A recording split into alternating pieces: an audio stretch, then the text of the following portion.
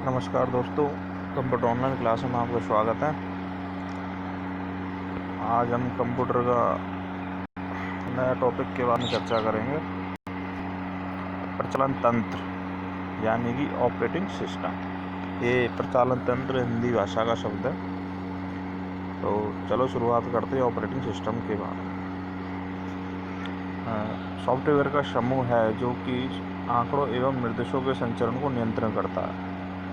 यानी operating system है जो सॉफ्टवेयर का समूह है जो हमारे द्वारा भेजे गए आंकड़ों और प्राप्त हुए निर्देशों का संचरण को नियंत्रित करता है। यह हार्डवेयर एवं सॉफ्टवेयर के बीच सेतु का कार्य करता है, यानी बांध का कार्य करता है हार्डवेयर और सॉफ्टवेयर के बीच। और कंप्यूटर का सॉफ्टवेयर घटक होता है। इसी की सहायता से ही कंप्यूटर में स्थापित प्रोग्राम चलते हैं। ऑपरेटिंग सिस्टम कंप्यूटर का मेरुदंड होता है, यानी ऑपरेटिंग सिस्टम कंप्यूटर की रीढ़ की हड्डी माना जाता है जो इसके सॉफ्टवेयर व हार्डवेयर को नियंत्रित रखता है। यह अनाधिकृत व्यक्ति को कंप्यूटर की गलत उपयोग करने से रोकता है।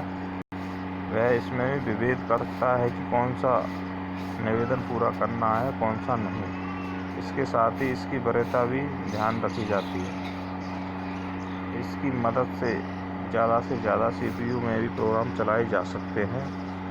इसके अलावा संगणक संचिका को पुनः नाम देना, डायरेक्टरी की विशेष सूची बदलना, डायरेक्टरी बदलना आदि कार्य भी ऑपरेटिंग सिस्टम के द्वारा किए जाते हैं।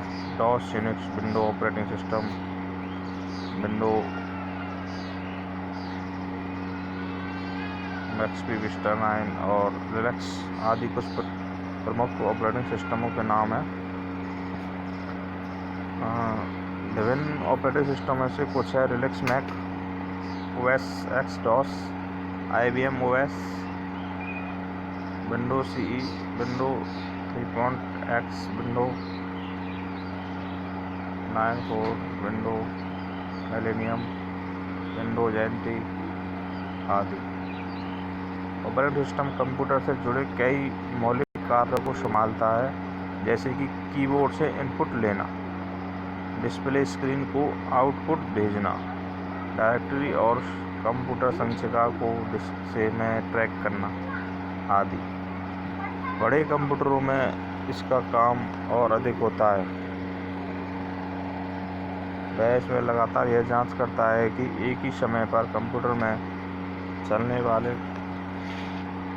प्रोग्रामों, फाइलों और एक ही समय में खुलने वाली साइटों में दोहराव ना हो। आरंभिक दौर में यह मेनफ्रेम कंप्यूटर पर बड़े कामों के लिए हुआ करता था। बाद में धीरे धीरे माइक्रो कंप्यूटर्स में भी मिलने लगा, लेकिन उस समय इसमें एक समय पर केवल एक प्रोग्राम रन करा सकते थे।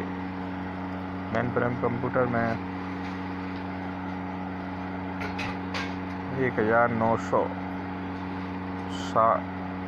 1960 में पहली बार बहुकार्यिक सिस्टम आया था, जिसमें एक समय में एक से ज़्यादा उपभोक्ता कार्य कर सकते थे। लिनक्स में पहली बार PDF में प्रचालन तंत्र निकाला, यानी जो अपना ऑपरेटिंग सिस्टम था पहले PDF में निकाला, जो मुख्यतः मल्टीटास्किंग, स्मृति प्रबंधन जैसे कार्य करता था। अब ऑपरेटिंग सिस्टम की विशेषताएं। तो विशेषताओं में सबसे पहले स्मृति प्रबंधन, यानी मेमोरी मैनेजमेंट अच्छा था इसका।